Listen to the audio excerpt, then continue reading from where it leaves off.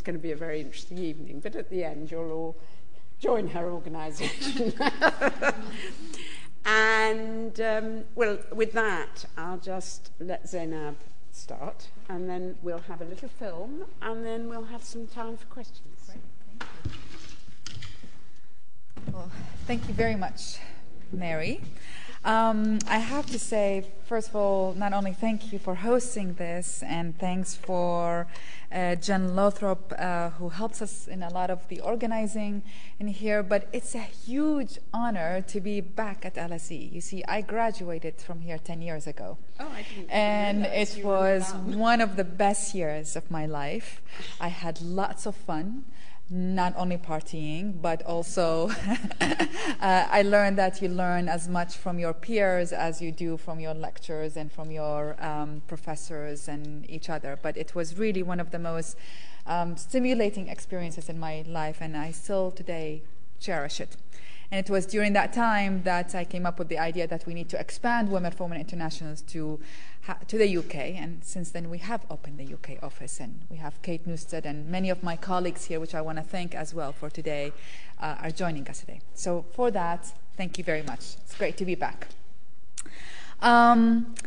Though I'm not talking about the Middle East today, I cannot help but talk about the Middle East a little bit today. Allow me, I'm an Iraqi, an Arab, and a Muslim, and it doesn't matter my religion, but I'm so excited about what's happening over there. I'm sorry, I know it's Afghanistan, it's not the Middle East, you know.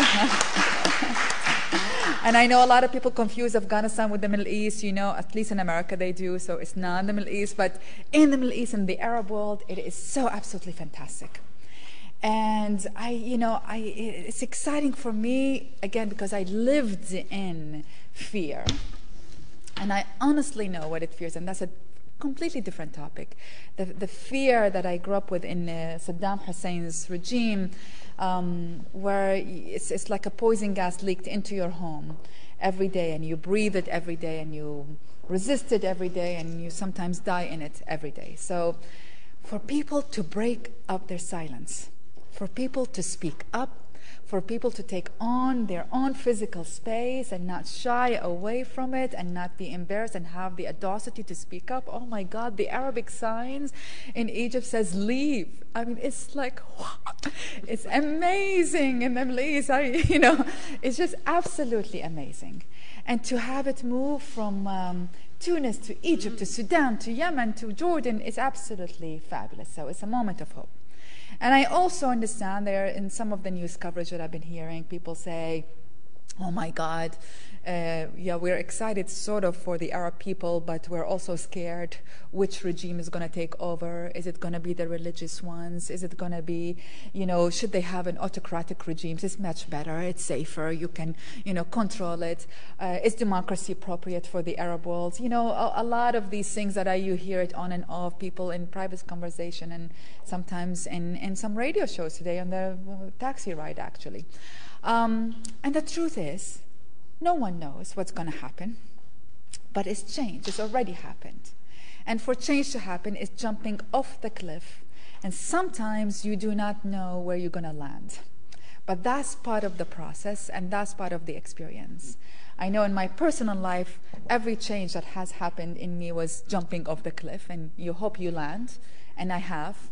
And when there are misfortunes happening, and there may be misfortunes happening in the Middle East, we do not know, they often turn into fortunes. So it's about the transformation and how one have the audacity to actually jump off the cliff and turn it, and it's a process. So in that time, though, as it relates to what's the topic of today's discussion, in such time, if you may, I wouldn't call it time of crisis. It's not a crisis. It annoys me when CNN is calling it crisis.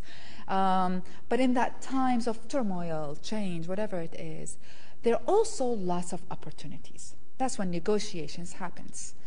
And where women fit into that opportunities, basically, let's see, it's interesting where women fit into that opportunities. Often, historically, women are told, step back. You know, we need to negotiate peace. It's more important to have peace agreement than let's not be distracted in terms of women's rights and all of these things. Step back for right now. Let us negotiate the larger peace. We'll get back to you. That happened in countries like Palestine. That happened in Bosnia, actually. That happened in Kosovo. That happens in Iraq under American and British invasion. That happened in many times. Step back. We'll take care of you later, and then we'll get back to you. We'll get back to you in time. Don't worry about it. But that attitude, because crisis, you see, presents opportunities.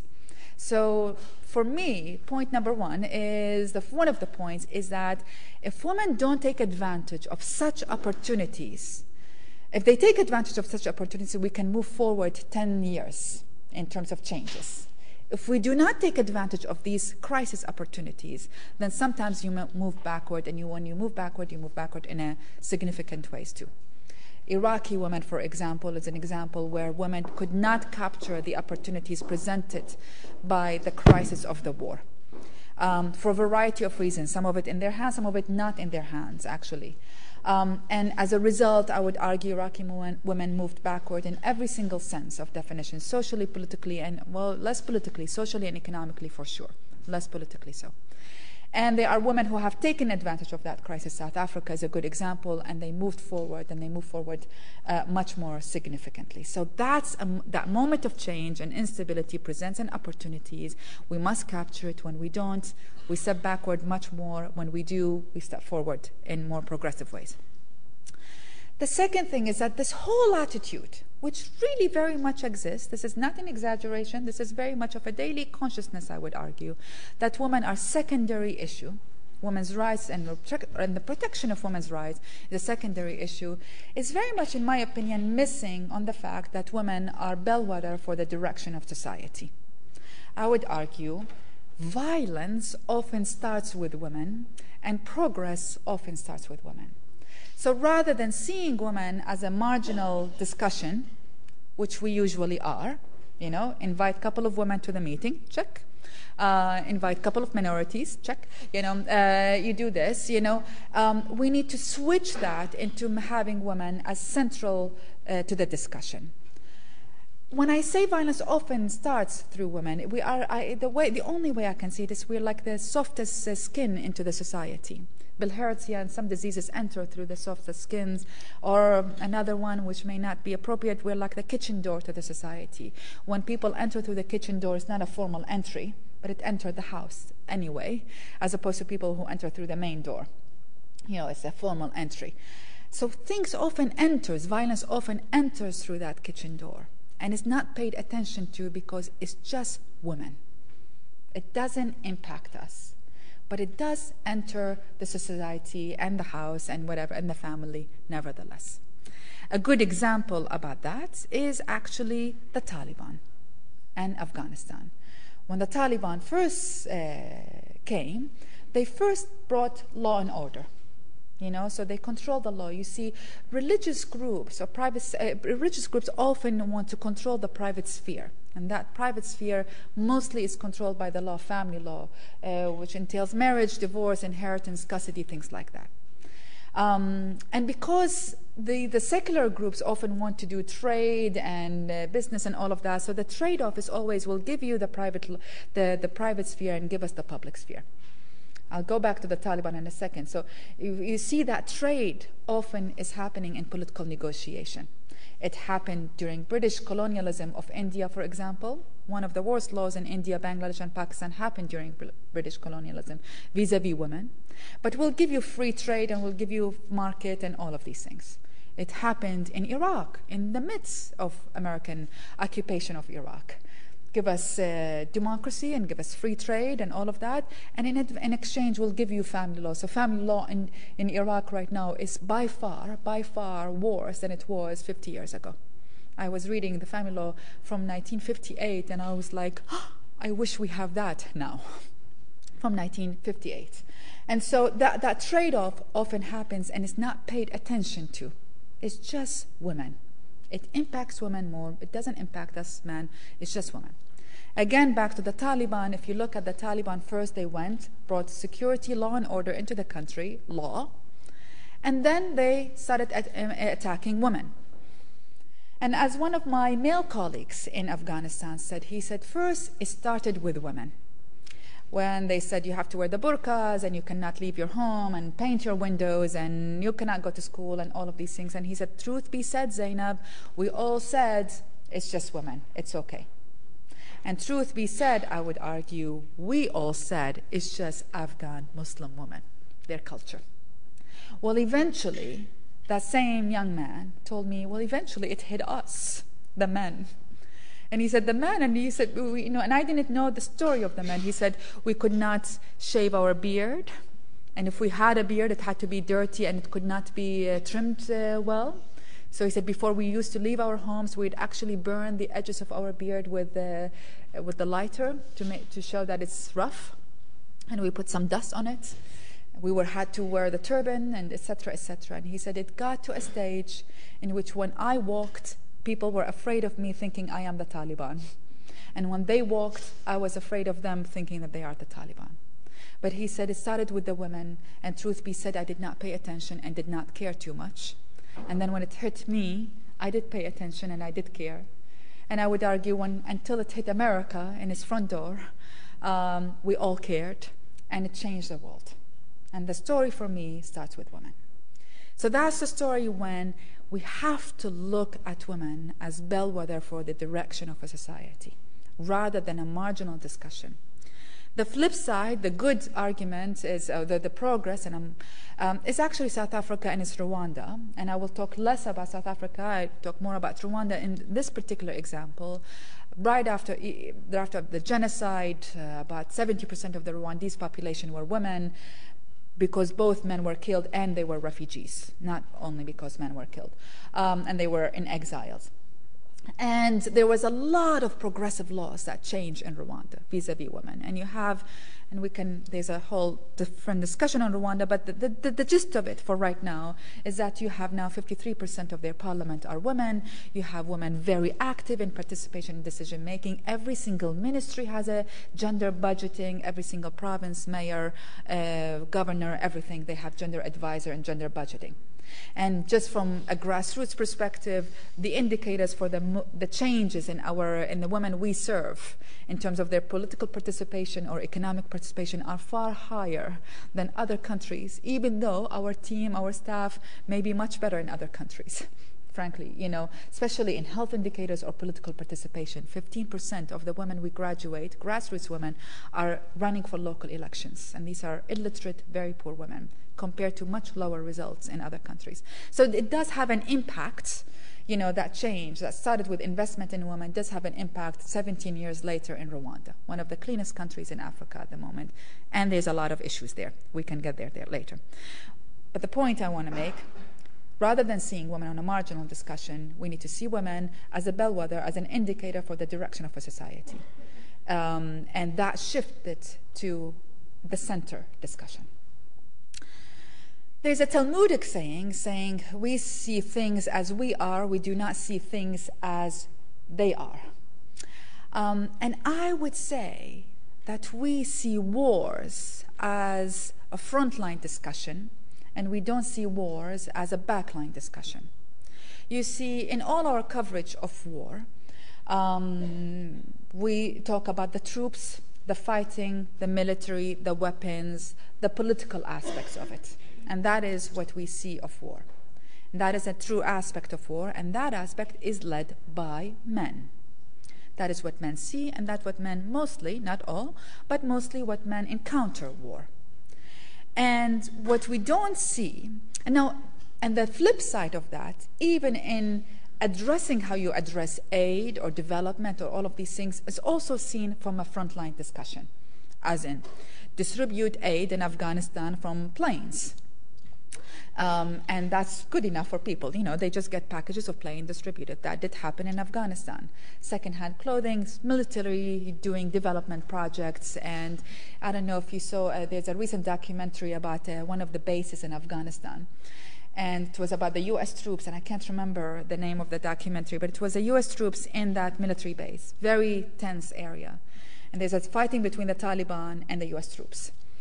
And the village is holding this fighting, and both want the support of the villagers. And there's one scene in which a cow of one of the village got stuck in the barbed wires of the troops. And the troops of the U.S. troops, they tried to release the cow. They couldn't release the cow. They shot the cow. They ate the cow. They're very happy about it. On video, very happy about it. Fine. The villagers came, and they said, "Where's our cow?" And the soldiers, you see them nervous. I don't know if you've seen it in this movie. The soldiers, you see them nervous, and they talk to their commander, and they said, well, the translator said, you sort of have to pay for the cow, and it's $400. Now, I work with a lot of cows because we do microcredit lending and all of these things, so I learned so much about cows. This is very cheap price for a cow. Usually it's $2,000, really, But it's in Afghanistan, in the middle of nowhere, $400. They call their commander, and he says, no $400. You pay them food, pay them beans, rice, no $400. And the villagers, the elders, left very upset and insulted. Now, when you see war from a frontline discussion, fighting, all of these things, you don't understand that if you just pay the cow's price, $400, it's actually one step towards making peace. It's just easier to pay that $400 than that bullet, which I don't know how much it costs, but not too much less. So we need to shift the meaning of war and peace from only exclusively looking at it from a frontline discussion to looking at it from a backline discussion as well. Don't cut off as it's true, there is the fighting, but there is the backline discussion. And the backline discussion is run by women. It's witnessed by women, it's run by women, and they are impacted the most. In terms of casualties, and Mary, you are the expert on that, 90% of modern war casualties are civilians, 75% at least of some records are women and children, 80% of refugees worldwide are women and children. That's very much true in Afghanistan. So they get the brunt of it, first of all, the heavy part of it. In terms of life, now I grew up in the midst of the Iraq-Iran war. And it's so interesting because my consciousness was always that, well, war is not only the front line, the war is the back line as well. In terms of life, they are exclusively almost responsible for keeping the family going. And what we don't understand as we cover the issues of war, at least in the media, that, life continues to go in war. You fall in love, you go to school, you get married, you have a boyfriend, you break up, you do whatever it is, you get a job, you do all of these things in the midst of war. You go to a birthday party, you have an exam, you're scared from your exam. Everything you think about, it goes on in war. And yet it's interesting because for me, this is such a common sense, right? We should all be conscious about that, but I get more surprised as people say, oh, I never thought about it. So we need to be conscious of that backline discussion of war because... not only because how we shape the development of humanitarian aid and development aid and all of these things, because peace needs to be explained or go about or viewed not from stopping of the fighting only, but of the building of peace as well, which means a backline discussion. A Southern Sudanese woman, once I met her and I was there and said, what's peace for you? And she looked at her shoes for a while, sandals, and she said, peace means I have toenails. And I was like, excuse me? Toenails? What does that mean? And she said, well, for 18 years during the war, I walked because I was kidnapped twice by the rebels, and I was made slave in that period. I had to carry water and ammunition for them. I had to be raped by them, so I was scared of staying in one place. And I kept on walking and not sleeping in one place more than 5 nights to avoid stability. And I lost my toenails in the process. And war for me, and this was soon after the assignment of the signing of the peace agreement, she said, the peace for me means I stay in one place and I have stability, and it means my toenails are growing back. Now, unless we understand peace from a toenails perspective, seriously, we're missing on the whole argument about it, because it is by far not the simple ending of war.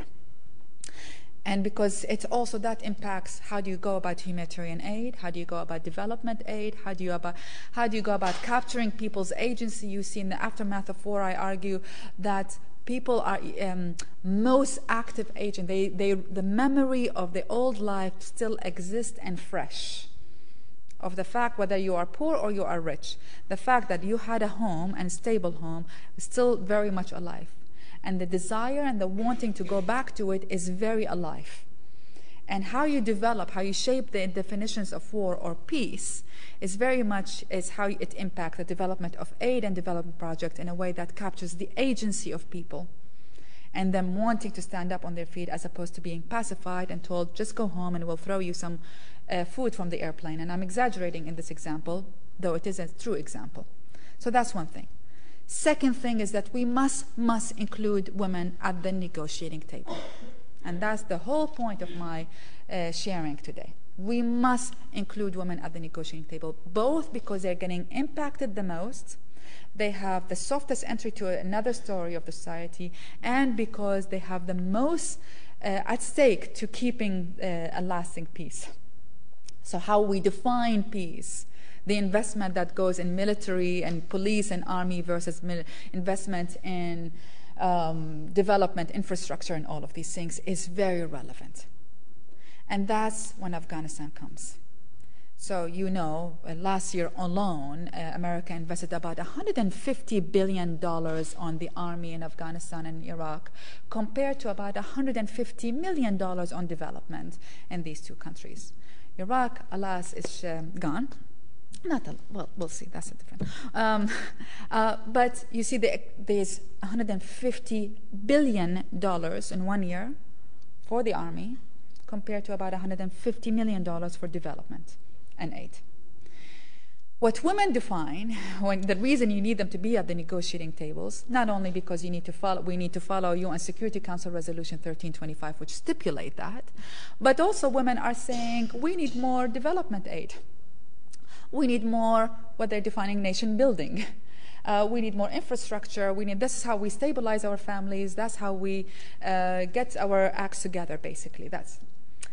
And as we are talking about Afghanistan today, in a time in which everyone is wondering, what can we do? We are still seeing this whole aspect from a frontline discussion.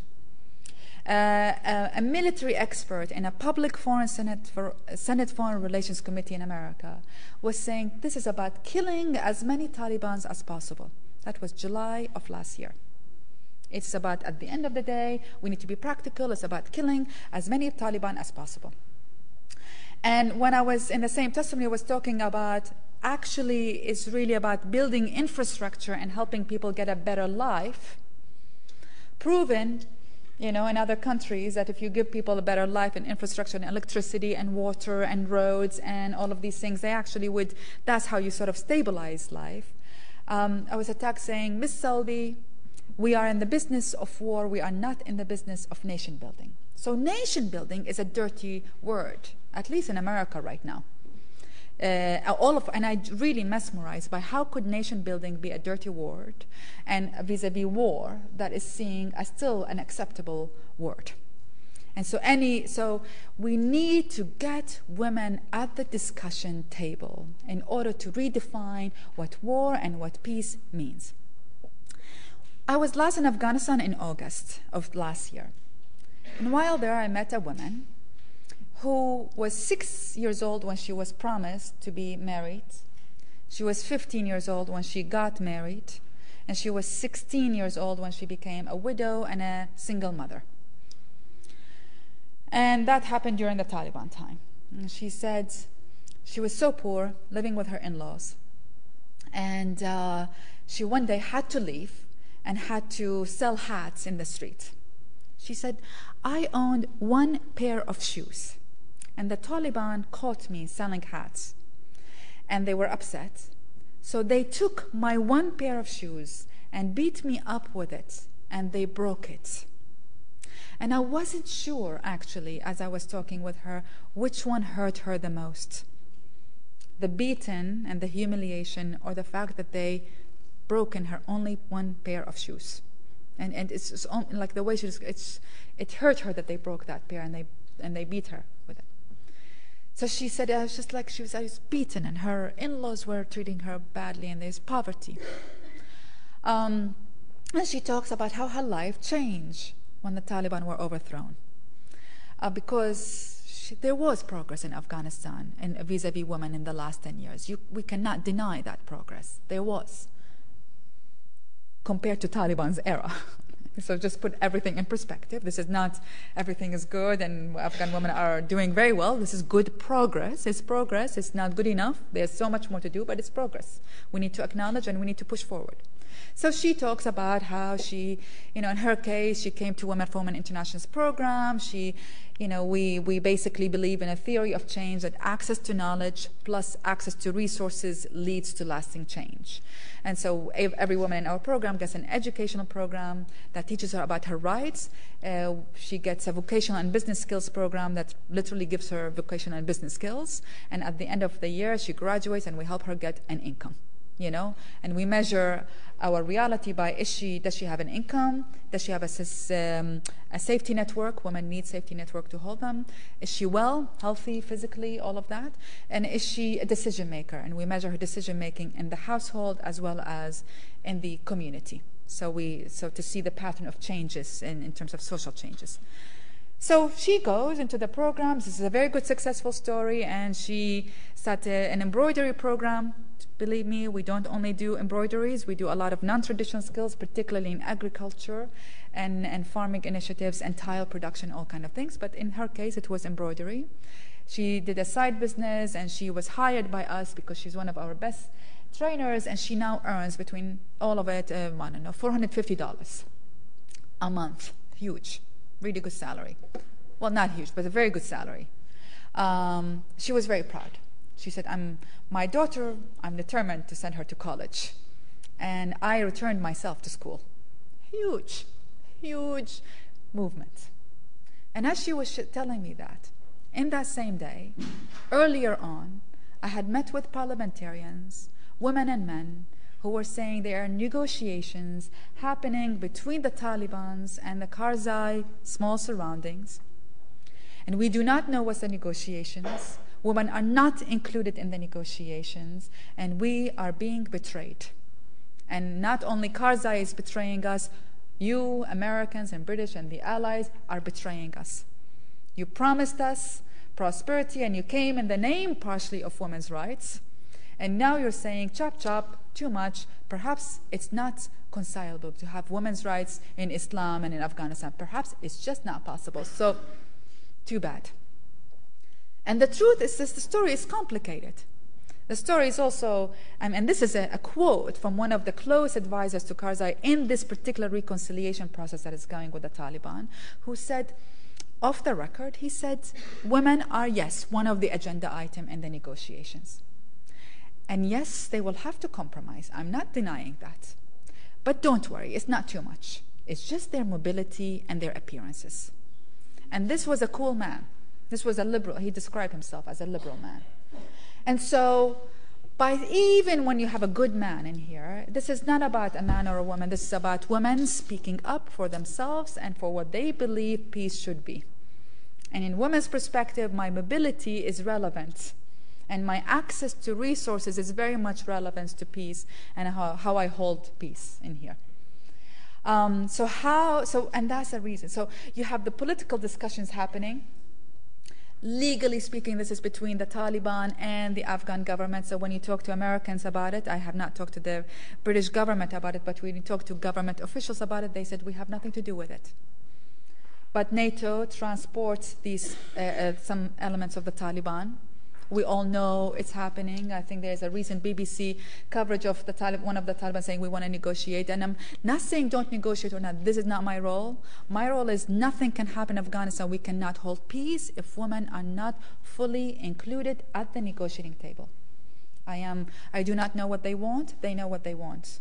But as their sister, I have an obligation to roar and to echo their voices of saying we have an obligation towards them.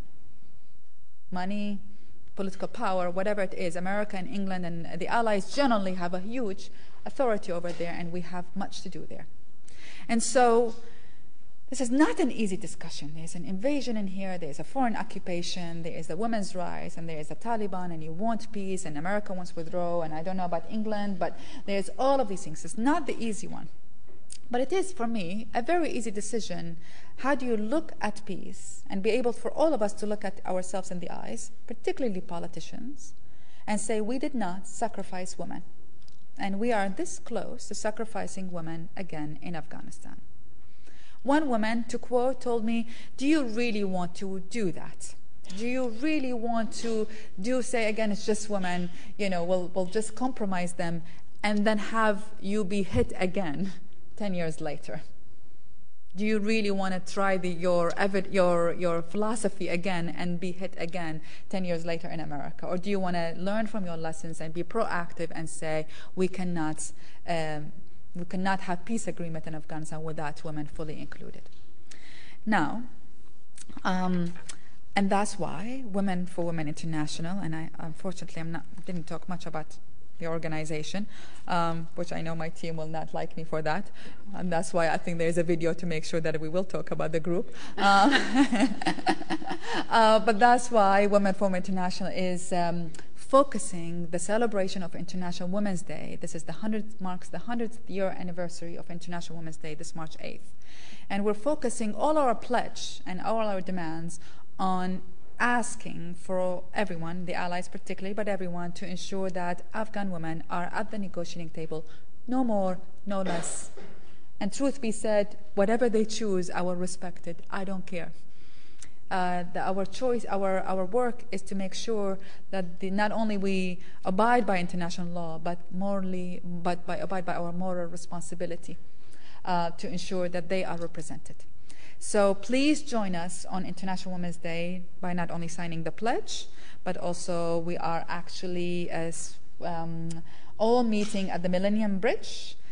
Last year we met also at 118 other cities around the world in 20 countries, or 18 countries, I believe, including Saudi Arabia and Bahrain, all of that. So maybe this time the women will start the revolution in Saudi Arabia. It's only a month and a half from now, but please join us. And there are, I think, information about this. And I think we'll have just a small video about the organization. So you can join us some more. And thank you very much.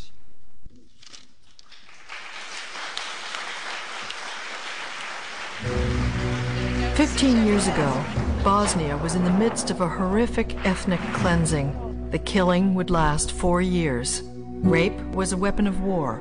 As many as 50,000 women were raped and tortured, many held captive in rape camps for months.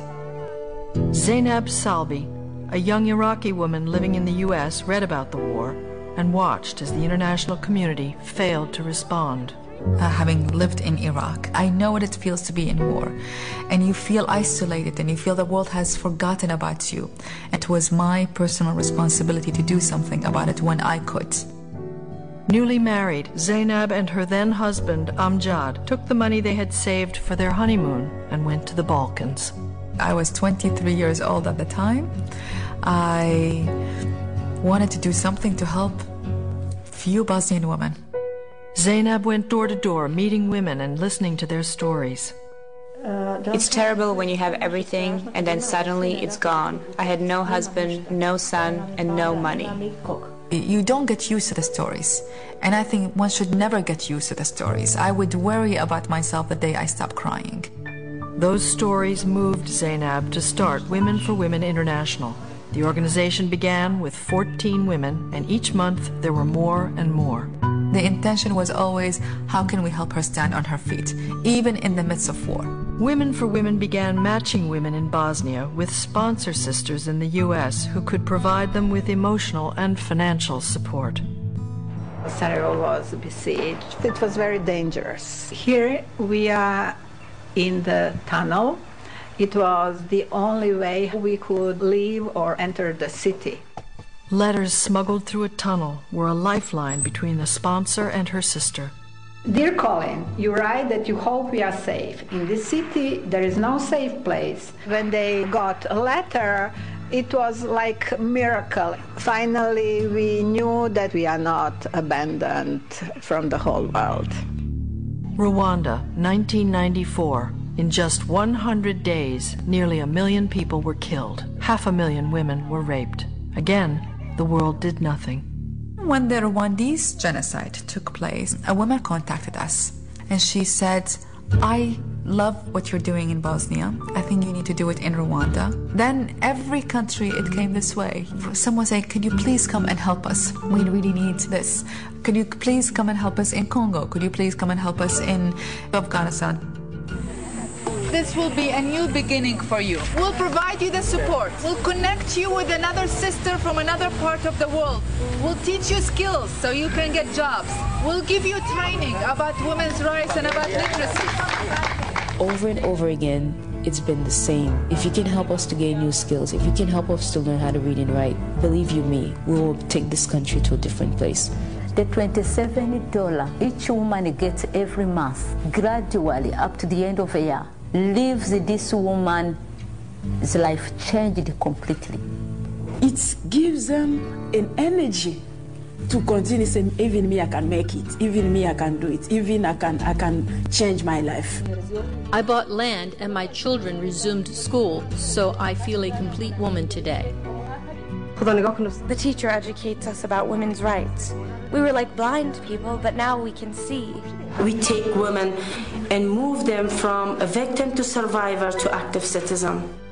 In 15 years, Women for Women has connected more than 150,000 women survivors of war in 10 countries with sponsors worldwide. They graduate from the year-long program with new skills and the confidence to use them. They are very proud. They are businesswomen now. They are respected women. This is my land. From here up to there where you can see the trees. With support from Women for Women International, Violette in Rwanda turned a plot of land into fields of crops, producing income and food for her family and jobs for other women in her village. She has basically transformed the lives of everybody in her community. So proud of you. And I am so. Yes, you're proud of yourself. Very happy. One woman came to me and she said, I am the new definition of a businesswoman. One by one, these new businesswomen are helping to rebuild the economies of their war-torn countries. I expect that businesses come to us and say, Women for Women, can you provide us qualified women to work? And in 5 years, you will see different face of Kosovo. From Afghanistan to Bosnia and Herzegovina, nearly 40,000 women have received microcredit loans from Women for Women, enabling them to start their own small businesses. 10 years ago, Lucia received her first microcredit loan of $400. Today, she employs over 25 women in the production of ivar, a traditional red pepper puree. Now I'm working and able to support my family. We are happy. It couldn't be better. It's the best. The women produce 600 jars daily, bringing in $3,000 a day. Nobody believed the business would be so successful. She is my role model, just to say how women can do if they have opportunity. 15 years ago, when Women for Women International was started, I had no idea what would the consequences be. For someone to rise up from horrible atrocities and to stand on their feet, to smile and dance and celebrate, it's an act of resilience and their courage to speak out, to break their silence. It's an amazing experience. These strong women are also building stronger villages and stronger nations. As they redefine what it means to be a businesswoman, they are creating stability and peace. With Women for Women, they are proving that one woman can change anything, and many women can change everything.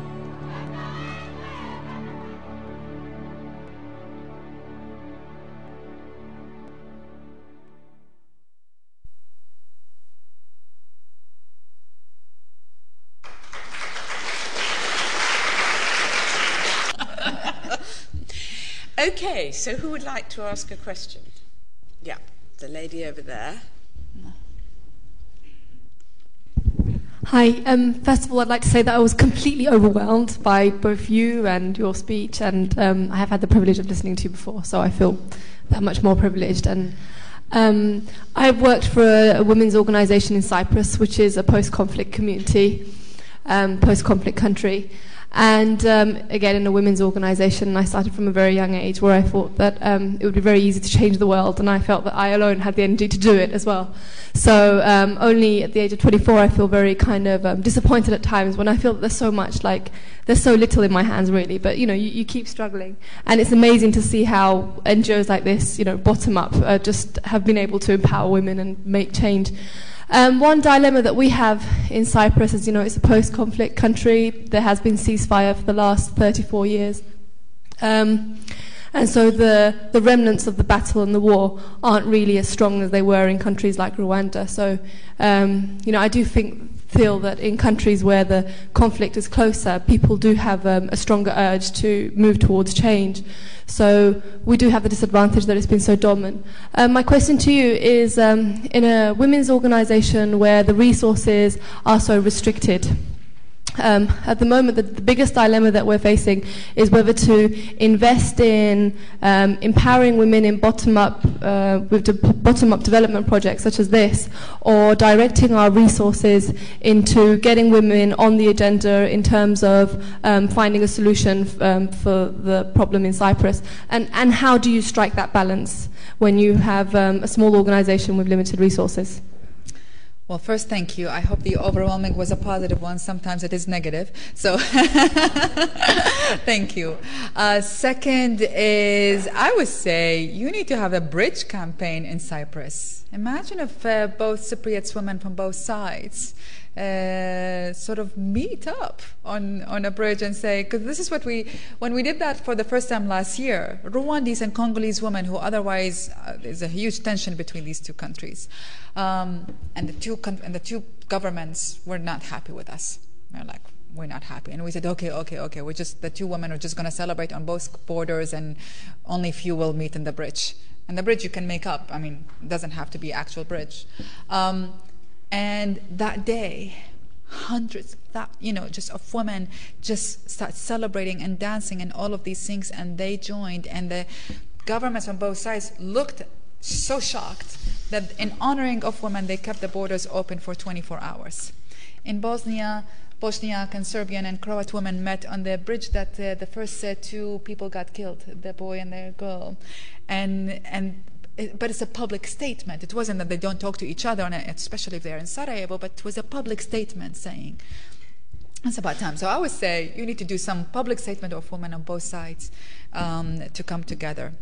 In terms of resources, there's obviously, well, I want to comment on the money resources because it's relevant.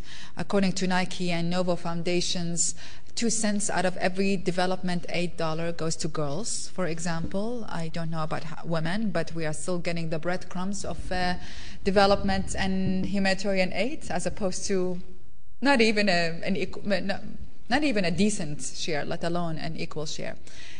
But I don't think that's your question. Your question is about your own NGO. And in that case, it's discipline. You cannot change it all. It's all important, but you just cannot change it all. So you focus and you zoom in, and you become very good at one thing. And trust that your alliance and partnership with others and your dialogue with other organizations will actually help push the cause forward without you having to do all of it. It's painful discipline, because I know you want to do all of it, but you have to have it in order to succeed also. And you do the other work through partnerships and alliances.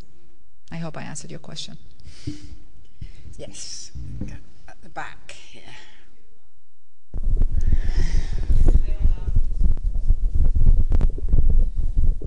Don't stop. All right, cool.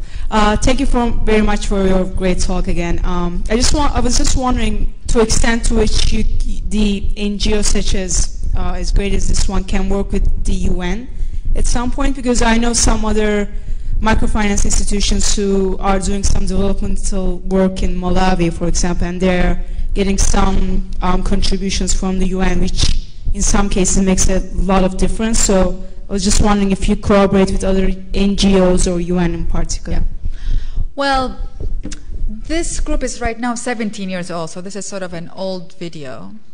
I just want to talk a step back before I go forward.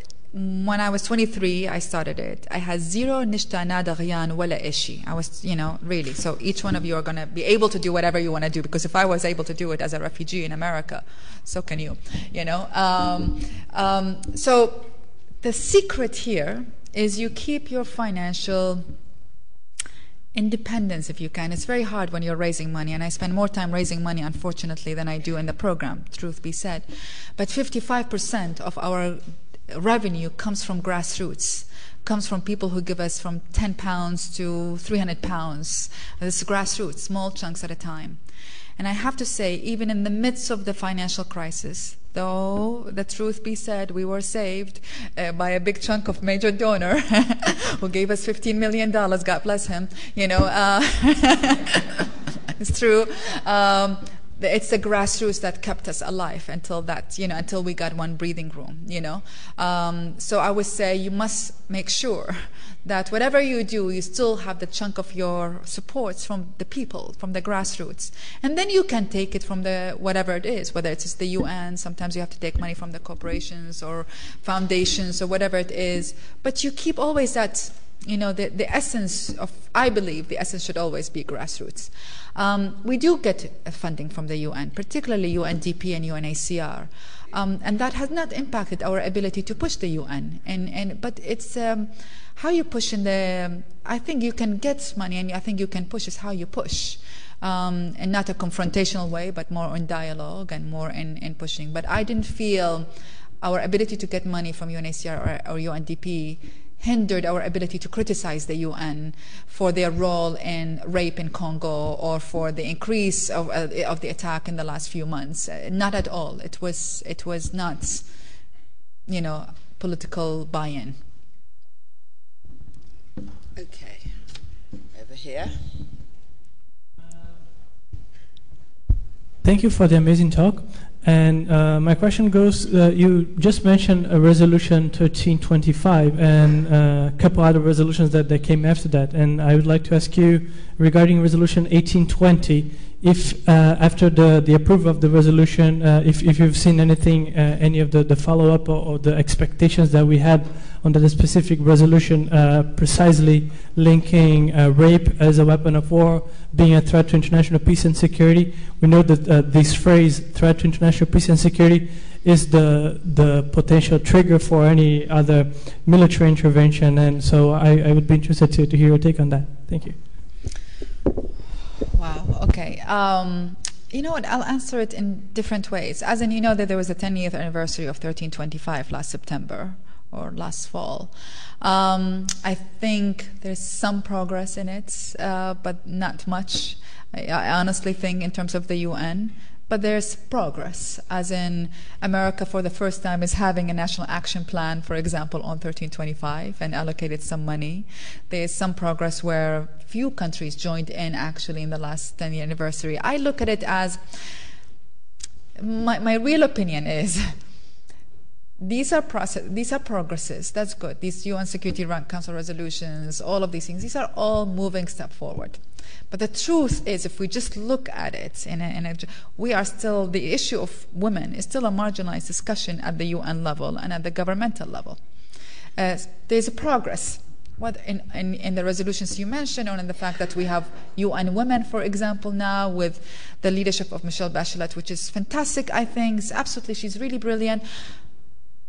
It's all, it's baby steps. And it's just really the radical change, that we really need to get it in terms of serious allocation of resources and voice for women is not there yet, in my opinion.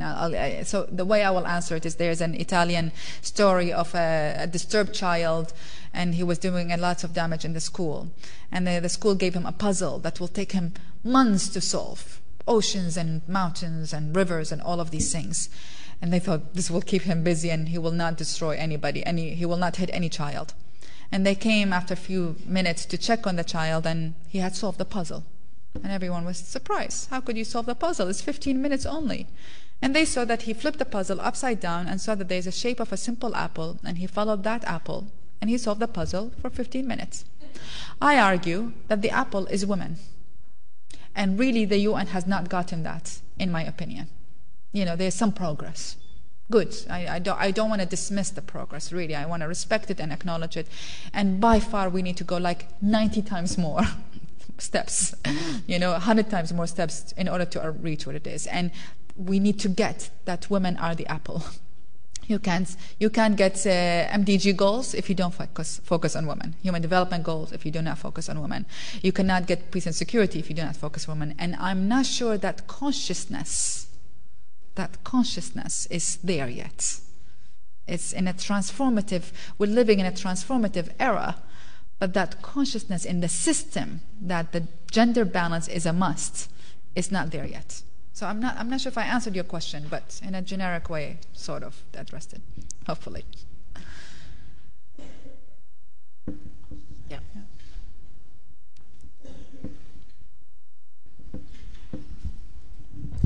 Hi, thank you for your talk. My question is, where do you think achieving gender inequality begins, especially in the case of Afghanistan? And like, how do those norms develop? Like, is it within the social framework, political? Does it begin in the home? And yeah. And then, we'll take it, and then we can take it. I would say all direct. I don't think that there's one secret. I do believe invest in women, but I don't think there's. If you only do this, it will trigger this. Laws are important. Government commitments and support is important. Infrastructure building for women, particularly in terms of school, all of that is important. Job opportunities and being conscious about that is very important. And of course, the household is incredibly important. And as all change is slow, and we are living in changing times. But I honestly don't think, I think a combination of all of us makes a difference. It's not one of us. And in Women for Women's case, saying, go to the most grassroots women, to the most marginalized, socially excluded women, invest in her, and help her create that change within the household. And that's one. We also have a very small, discrete program in which go to the men. Now, we don't have the resources because it's a distraction of resources, because we measure every penny that we spend. The team knows. But we only started working with men in leadership positions. And in Afghanistan, we trained 400 imams, for example, on leadership, on the meaning of leadership. But under that, we say, if you want to be a good leader, you need to understand what women are saying. And we help these 400 imams to write their Friday sermons to deliver in their mosque. That by itself is huge. So I really believe in the possibilities of change. And I don't believe, it's people's culture, they're not willing to do that. I believe if you really look at the essence of why there is this practice, then there is a way to change it, whether from within or whatever. So but I depend on other women's groups who invest in women leaders. And I depend on other groups who are making sure that there are resource allocation to the community. And I depend on, it's just not one thing. I really think but it takes consciousness.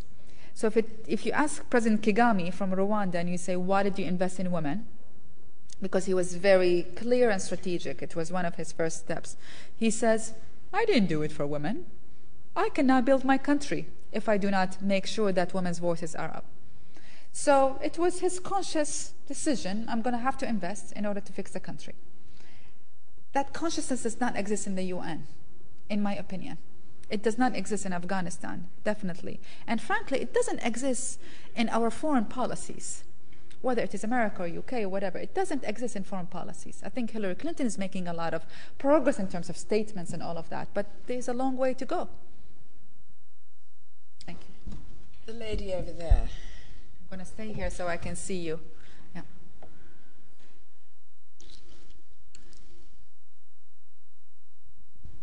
Thank you.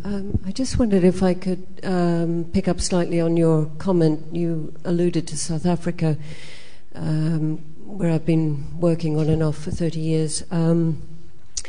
It's sort of coming across very nicely from your presentation the focus on marginalized communities of women. And I'm curious about the way in which you manage social class differences when you're involved in interventions in a particular country. I mean, it's very clear in the South African case that your women are disproportionately represented in poverty, unemployment statistics, and women in rural areas are particularly acutely marginalized. Yeah. And they coincide with the former apartheid-era Bantustan geographies as well. Whereas sort of in the public face of the country, there's obviously a fantastic number of women in parliament, in cabinet, decision-making, government bodies and so forth, but it's been very difficult to bridge that appearance of gender equality with some of the realities of inequality and discrimination. And I'm sure that must play out in different ways in other countries as well, as you've been involved in. It's a very good point, and you obviously really, I don't know much about South Africa. All what I know is during the negotiations, women were adamant that we want our rights in the Constitution, so you know much more about it. I do know, and I'm going to answer it in two ways. There's a disconnect between women at the elite level and women at the grassroots level, in my opinion. Often. It happens particularly in Palestine, and there was a huge debate on the constitutional reform for them. It happened in many countries that there is the elite advocacy, women rights advocacy, and and what's happening on the very grassroots. And there needs to be dialogue, not in terms of, and I'm really talking from a particular experiences, it was particularly Palestine, but I see it in a lot of Middle Eastern countries, and Afghanistan included, dialogue between how do we represent the issue that is really reflecting what the women at the grassroots are saying. So that's one thing, is that there needs to be a bridge in here, a better bridge than it is right now in some countries. And then the other one, I think, it's a process. I don't know how to answer your question. I think as much as it's a process, obviously, to start with, but it's how do you keep the most important thing the most important thing. In my very small organization, we say, what is the most important thing that we need to look at every single week and every single month? What are the indicators we need to always look at? And, in our cases, there are a whole bunch of indicators that we're constantly watching, to see our work. I'm not sure, I don't know how to answer your question as much as if women are not one of these national indicators, in terms of what's happening to them, in terms of development and poverty and reduction of violence and more access to health and ID cards in South Africa and all of these things, then they're never going to be part of the national agenda. Then it's going to be the discrepancy between the law and between the reality. And I don't, again, I'm not sure if I'm answering your question, but for right now, this is what I have, but maybe we can talk more about it. Yeah. And then the lady there. Just here with the shawl. Hi, Marine Destre. I was interested in your program in training. I'm working with Lead International, and we do sustainable development training, leadership training as well. Just about to move to Pakistan to implement some of their project there. And I was really interested in, you talk about rights awareness and you talk about business skills. And I was interested in the part rights played in empowerment, and where do you think they play? Because they've been discredited lately, thinking that right awareness is not really playing any role, and it's just mainly talking about things that don't have an impact. So I was willing to have your view on this discussion, and do you think that right awareness actually has an impact? It's about, without getting into the terminologies, for me it's about building the confidence, knowing that this is what you really have rights for, knowing. And often women don't know about their basic rights, as in the law says something. Inheritance is one of the most common experience we face by our women who don't, the husband died or whatever, and they just don't inherit, even though the law does allow them to inherit. So just knowing that and accessing it. And often they use their money actually to hire a lawyer so they can get. There's one woman in Congo who 20 years later she sued her in-laws and she got her home, basically. So it is about first, in my opinion, raising your confidence. So in our observation, I'm going to talk about our program. The first 3 months is when there is silence, usually, and it's the 3 months mark that women start transforming, breaking their speaking. So that's the first 3 months. It's sort of saying, yeah, okay, I'm not the only one. All of this is when the transformation starts clicking. It's just knowing that this is what you have access to, and you are worthy. And remember your value. Because sometimes you get beaten up so much you forget your value. And remember your value, not teaching this is your, so that's one thing, and I think it's actually almost crucial. What does it mean to be economic development? It cannot be, I'm not a fan of only microcredit programs who just give money, and without understanding her knowledge is very important. Her knowledge of what is her rights, what are her rights, what can she do, all of these things is very important for how she spends the money. And this is, to read more, I'm actually very influenced by Denise Kondioti's theory of the negotiating power. And so that for me, what rights awareness without, empowerment, no empowerment, it's not that. It's about remembering your value, building your self-confidence, self-esteem, having a support network where they can hold you, your sisters, sort of, and then knowing what you can access and knowing the system, learning the system is, whenever I move to a new country, someone needs to hold your hands and tell you this is where the machine is and this is the grocery and all of that. You really, women are really not told a lot of times, especially at the grassroots, that they have these rights. So I'm not sure I'm answering your question, but I'm less interested in the terminology, more interested in it is. And that by itself, all of that is like, My favorite story that I always say was an Afghan woman lifted her burqa. Her face was full of tattoos. In Afghanistan, tattoos is called the makeup of the poor. So I was in Iraq, actually. And she said, my husband always beat me up, and I really never thought that he doesn't have that right. I thought it's just part of his right. He grew up with a household and she grew up. It's just that's normal. And she said, I finally came and I realized it's not in his right. It's not in his right. So she said, he once wanted to slap me and I just don't do that. I swear to you, my jaws were up to here. I was like, and you're alive. And she said, he was so shocked that I stopped him. And I told him, talk to me. What are you trying to say? And she said, no, in her case, they stayed married and they're happy. And that year, when I met her in that year, was okay. Another woman's case, they got divorced. But it's just awareness. Oh, you cannot do that to me anymore. So whatever you call it, that is very important, in my opinion. Okay, now, why don't we take 3 at once, shall we? So we start with you over there, yes? And then the one at the behind, and then you. Thank you. Okay, my question is a bit related to things that have been said already, but I wanted to ask more about the impact you see at a very low community level, you could say.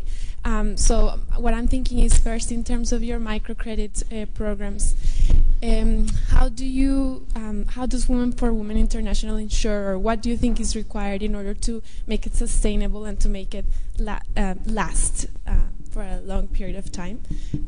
As well as what do you think, or what have you seen is the reaction of, let's say, other men in the community to this change, perhaps, that they're seeing in how women are working and behaving?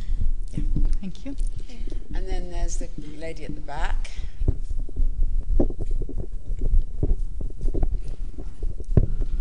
How do you deal with it when women from different cultures have... Can you stand up? Sorry. I think we can't quite hear you. Sorry. How do you deal with it when women from different cultures have different definitions of gender equality? And do you think it's due to a lack of organisations like your own, or to cultural differences? Okay, and then here. And then the next round will allow a man for gender balance. Sometimes. I just wanted to ask which country that you're not operating in would you like to be operating in, and why, basically? Great. Okay, so we'll take We'll do it fast. Oops. I will say, only because I can't see in this side. So, I'll start from the last top. Not operating, well, operating is Afghanistan, Iraq, Congo, Rwanda, Sudan, Nigeria, and Bosnia and Kosovo, and we are in the process of assessing Liberia, to expand to Liberia. Not operating in so many other countries. The day we run out of business would be a very good day. But seriously, you know, and it's simply a matter of capacity and resources. It's do we have the capacity to expand and handle expansion? Do we have the money to expand? So it's no more, no less, you know. So that's the gist of it. Different definitions of gender equality. I highly believe in different definitions of gender equality. I'll give you a quick story. I was in Pakistan the day the Taliban were overthrown, with meeting with heads of women's organizations, just by happenstance, actually. And I was so excited, like I am today, about the, you know, the change, you know. But I was like, wow, they're left, finally. What are you going to ask? You know, what kind of reform in the Constitution? What kind of law are you going to ask? And they said, Sharia law. I said, excuse me? No, the Taliban are overthrown. No, I said, America, you know. And they said, they said, Sharia law.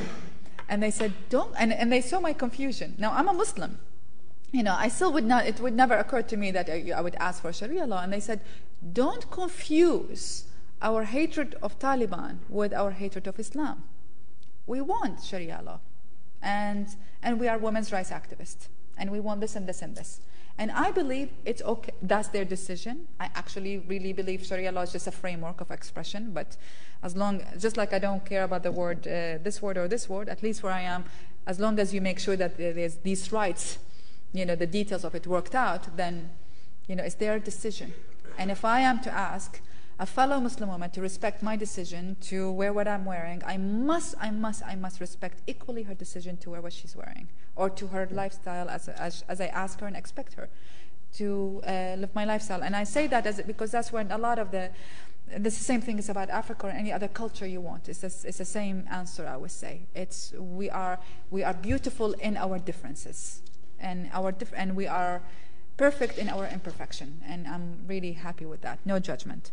Men in the community, we do, for especially a group called Women for Women, we get a lot of jokes on us to start with. Why not women for men? Men for women, men, all of these. And we know all the jokes. You know, it's like the first conversation happens. Then we do the business, and then these same men who's come and they say, we want to join you. We do the way we actually decided to look at community, and I literally just today I'm looking at our evaluation from one of our exit classes of about 9,000 women. And we noticed that the changes where the women are in control of their decision, for example, nutrition, hygiene, things like that, are very high after they graduate from our program.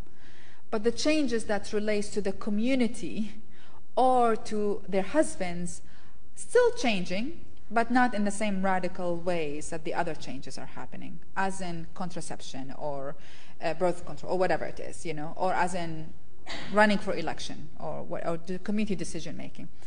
And so we realize, and we still, I mean, it's reinforce this message that in order to make that change, you must talk with men. You cannot isolate men and look at them on the side. You must engage in a dialogue with men, and a respectful dialogue with men, not you are bad, bad, bad. And so we developed this training program that I mentioned earlier. It's called Men's Leadership Training for Men. It does approach the leaders. And in the case of Congo, for example, we work with military commanders. We work with the mayor, the priest, the pastor, the whatever it is, whoever is conceived as a leader in that community. And it's usually 6 to 10 men maximum in a community where we choose. And we feel that it's really important that we talk with them and we approach them and we have a dialogue with them. And when these men come on our side, if you may, or see the logic of it, and I really can give you a lot of the reason, but we have men who actually stopped, who now order their soldiers not to rape because they never thought about the association with HIV and rape. It's a very hard-called decision, but it was a change that eventually moved into a moral one, but a year later, not immediately. But we do have I really believe in the engagement of men, you know. And the way we started now is the first dialogue we have is with the men. Then because once they are not threatened and they know what we're doing, then we go and meet with the women, and then the community to tell them what we're doing, and then we recruit the women and we do our program. But at that time, the community is just leaving us alone. But in the meantime, we keep on working with the leadership. So that's our approach. And in the microcredit, we do not do microcredit. We only do microcredit in 2 countries, which is Bosnia and Afghanistan. And actually, all our other all our economic activities is related to other sectors. For example, we have commercial farming initiatives, organic commercial farming initiatives, where we are leasing land from the public, from the government, 200 acres in Rwanda, for example. I don't know how many acres in Sudan, for a lengthy period of time, 20 to 90 years. I call it the British control of Hong Kong. And this is women's control of Rwanda, you know. And then we go to the private sector and we ask them to actually, buy from our women, buy produce from our women, and we cut deals with that. And then we distribute the land in the form of co-ops to the women. And just by doing that we're doubling the per capita income of their women, the co-ops members compared to other things. So I believe that we should further explore microcredit, and there are lots of great microcredit agencies, and it's not the only solution for women. We must include women in other non-micro activities, and that includes formal employment. We have partnerships with companies like Kate Spade, is a designer that outsourced to our women in Bosnia and in Kosovo and in Rwanda, and now in Afghanistan. So it's more looking at how do you engage more women in the formal economy or semi-formal economy. But I really don't believe that the only solution for poor women is microcredit. One of the solutions for excluded women is microcredit. It cannot be the only one. And I think really this is where the debate needs to move on and to lift from. And it often when I say I work with women, oh, you do microcredit. No, I have, not only. I mean, some of it we do. A lot of the women go into get microcredit loans, but it can't be the exclusive solution. And I really don't believe it should be the exclusive solution. We need macro credit. Okay, the question over there. And I think this probably should be the last.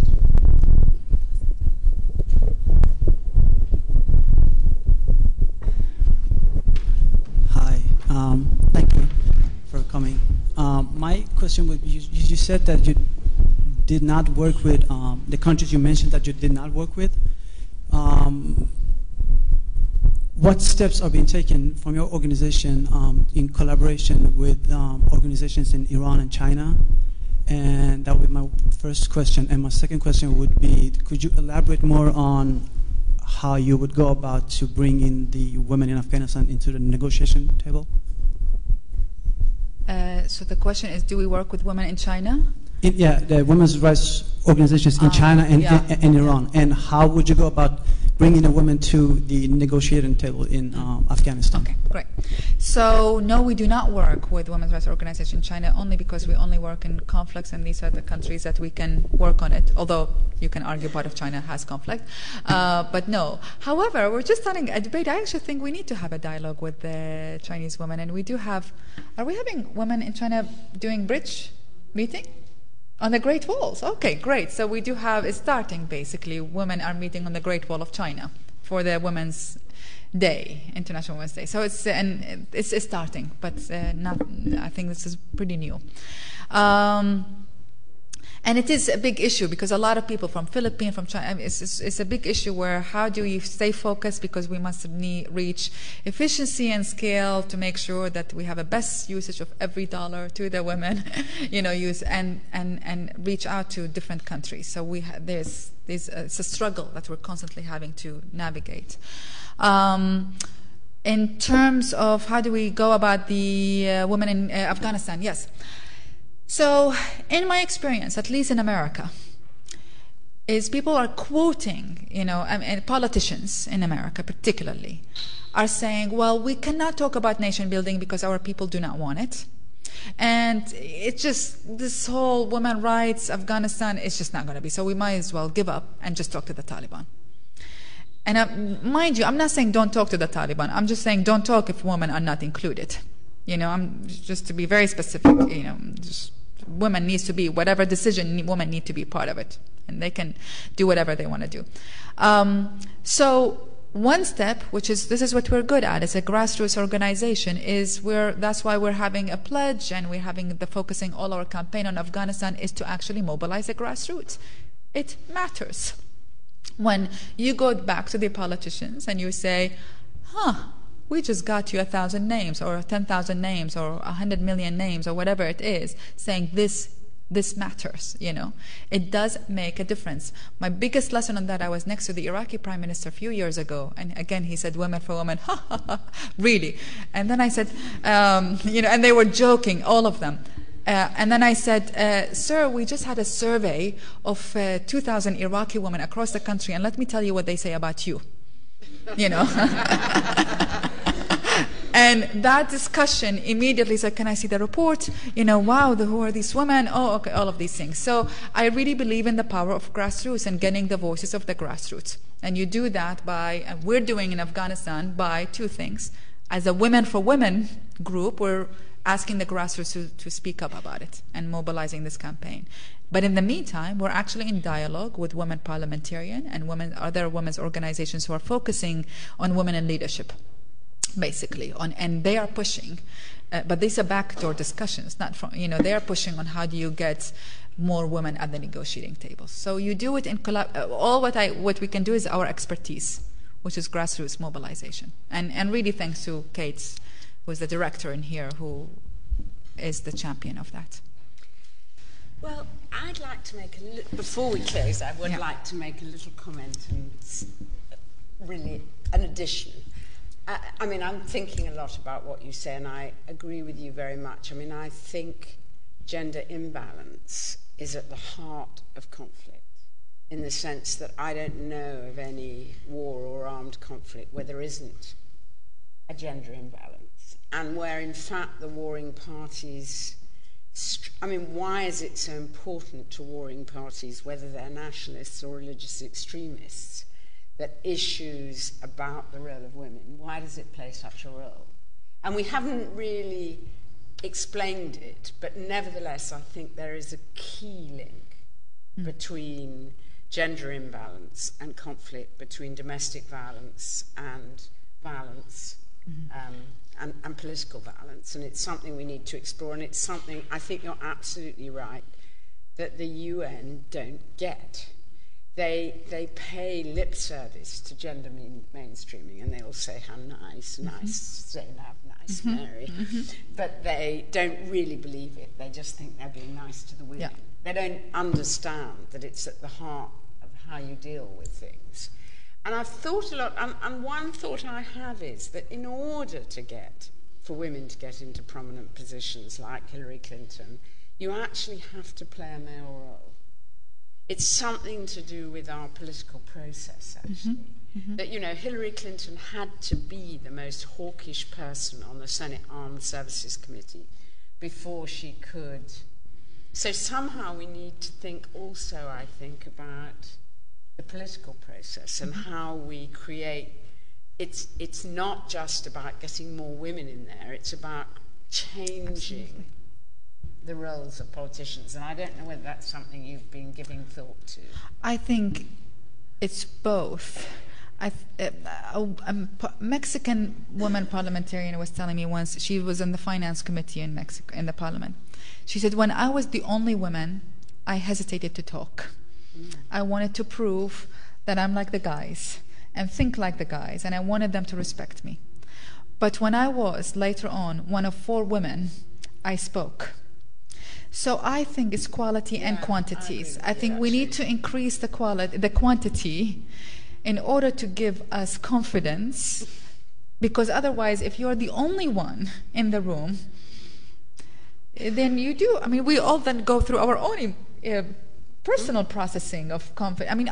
I have to tell, and I meet a lot with American politicians, and I know every time I mention women for women, infrastructure building, invest in women, they roll their eyes.